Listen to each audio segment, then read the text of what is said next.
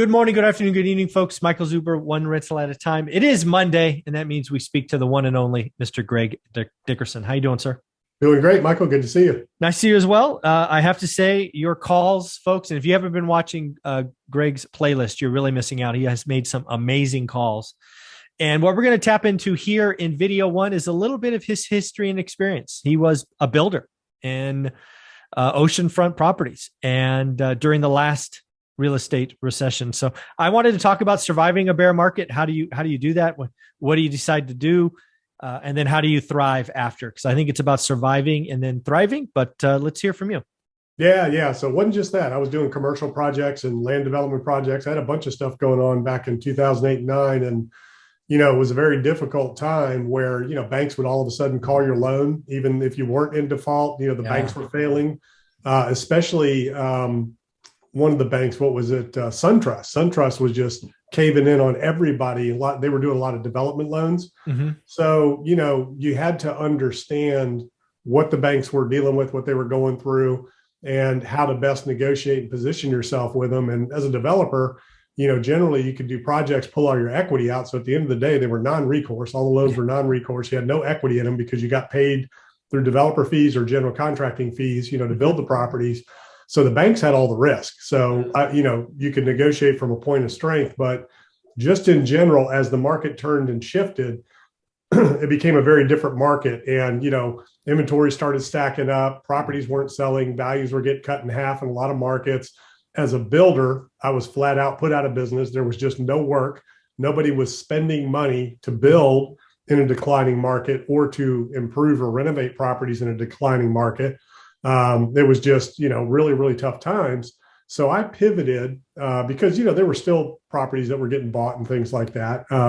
So I just pivoted my business model. Instead of doing the big multi-million-dollar high-end homes, I started focusing on the affordable price point homes that people were paying cash for. So what I did was, I kind of led the market down and you started looking for lots because lots were the slowest moving segment of the market. And I started building, little beach houses that cost less than the kitchens in these multi-million-dollar houses, that I was building before. But there was still a market for that $95,000 to $350,000 house, depending on where it was located in the market. Now, this was 2008, 2009, and those values didn't change for a long time. So I was able to build a nice, sustainable business off of this and pivot into building, 15 to 20, sometimes 30 of these a year, versus doing a couple of, I was doing 30 of the big $1 million houses a year, but I ended up making just as much money on these as I did some of the bigger houses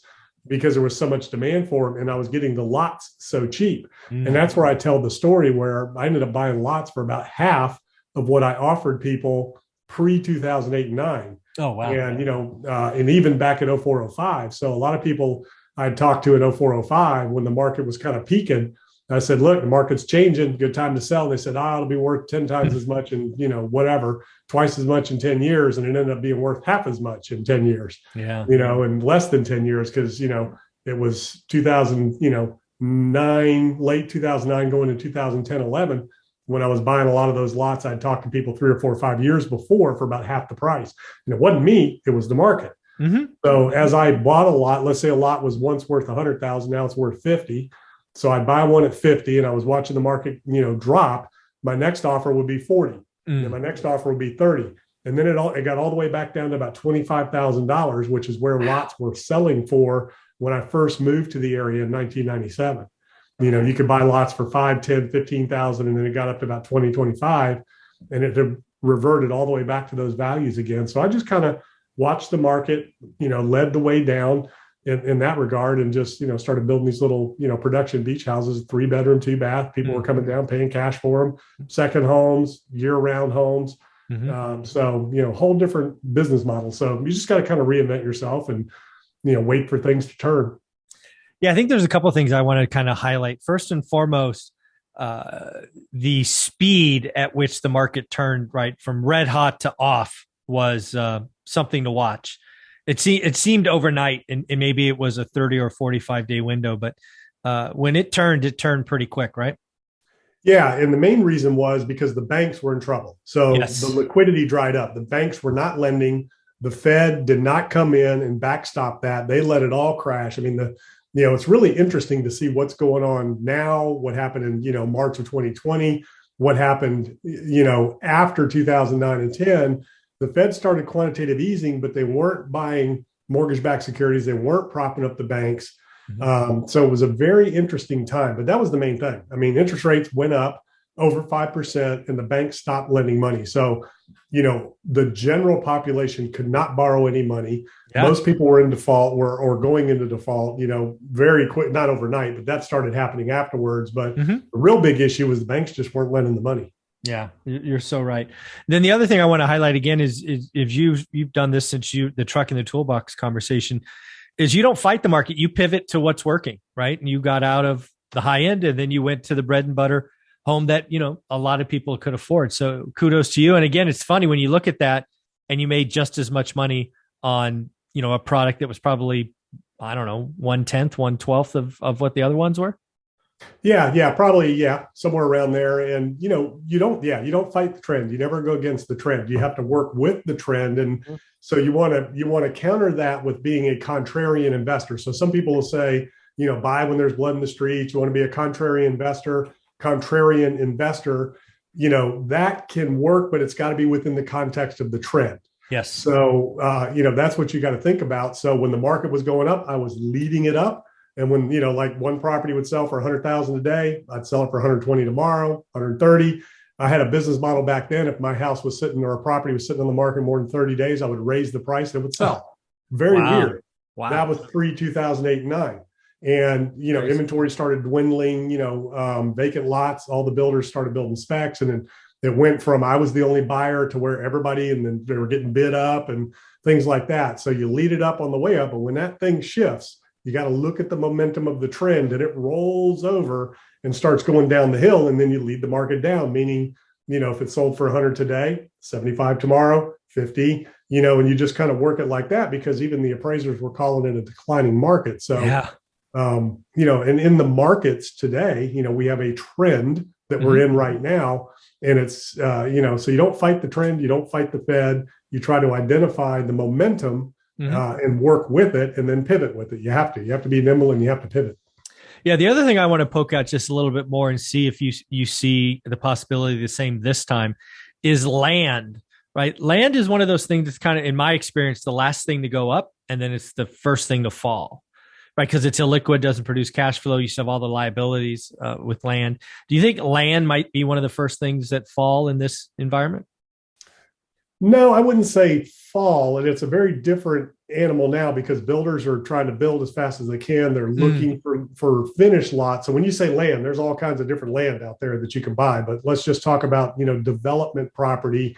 With as little inventory as there is right now, there's a ton of demand for development. So there's a ton of demand for land. Whereas in most markets, land is usually the slowest moving segment because it's, more risky. It's more time consuming. People want, finished product now in single family residential and in commercial and multifamily. It's, it takes a certain individual to be a developer and to bring product to the market.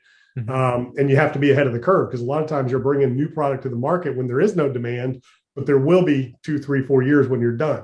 Yeah. So it's a different kind of business model. Whereas right now there's pent up demand everywhere in most markets, especially in the Sun Belt. So there's a lot of competition for land right now. And land's been selling, at record numbers in the right locations. And not all land is created equal. I mean, there's still land that you can't give away, things like that.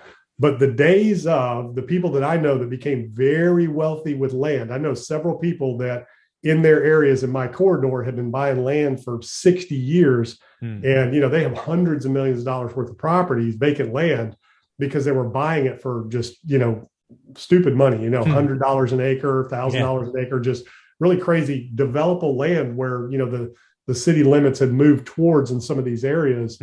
Those types of opportunities are kind of few and far between now in most areas.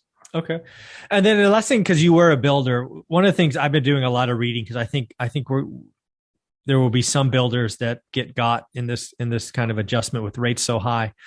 It just seems to me that this might be the hardest time ever to be a developer, right? Because you have supply chain issues, you have dead days, you have nobody you can find. Costs of everything are up from labor to supplies. It's just, am I wrong, or does this feel like one of the hardest environments to be a builder in? Yeah, it's one of the most, difficult and frustrating from that standpoint, getting stuff in and getting stuff done, and costs, creeping on you. But it's one of the best times from a profitability standpoint, because everybody has in their contracts, force majeure and these escalation clauses, because you don't know what it's going to cost you at the end of the day. So if you're doing custom work for a client, it's cost plus. And, so that's a great position to be in, because everything's out of your control. Time, penalties, things like that, are kind of out the window, because you just can't control a lot of things right now, due to what's going on in the supply chain. So from that standpoint, it can be good, but from the other standpoint, it's extremely difficult, because your clients don't understand all that. It's frustrating for the client. It's frustrating for the vendors and suppliers and everybody involved in the business. So it is a difficult time, because you can't get enough done and deliver units to the market fast enough. And, I don't know, I think they say that we have a 5-year supply shortage right now, that we couldn't, as a country building at the pace we're building right now, it'll take 5 years at current levels to build through the demand that's out there right now. Yeah, I guess the last question on topic number one for you, and if you don't know, it's totally okay, but I just wanted to ask, what percentage of stuff that goes into a home, a new construction, is, I don't know, I'll call it manufactured or produced in the U.S. versus has to be shipped or flown in from around the world? Do you have any idea? I don't know the percentages, but, a lot of the building components and products, cabinets, countertops, all that comes from outside the country. Obviously, lumber generally is produced within the United States, but a lot of the other products, or the components that go into those products, are shipped from overseas. Yeah. So it's, that's not getting any better. Well, that's pretty much everything. I mean, there's hardly anything produced in this country anymore. Yeah, we've got to fix that. That's one of the things that I hope comes out of this in the next decade or so. We make a lot more stuff, from pharmaceuticals to PCE or whatever it's called, to building components. I think relying on people that don't like us is not a great recipe for long-term success. What do you think? Yeah, energy is a big one. Food security is another one. So we need to be the largest producers of energy, food, all the core things that we need, so we don't have to rely on, countries that can use that against you, and especially our enemy countries. We definitely don't want to be relying on them. And just the pandemic alone started the deglobalization process. The war in Ukraine has accelerated it. And, we have friends around the world, but I think all of the larger nations, there's no reason why we can't be the largest exporter to all of these other countries, and eliminate, the ability of the enemies to use all that against us, like we're seeing it happen right now. Totally agree. Couldn't agree more. Do me a favor. Where can people find you? You put out amazing stuff every day. Yeah, gregdickerson.com. All my social media links are there. Go check it out. Thanks, buddy.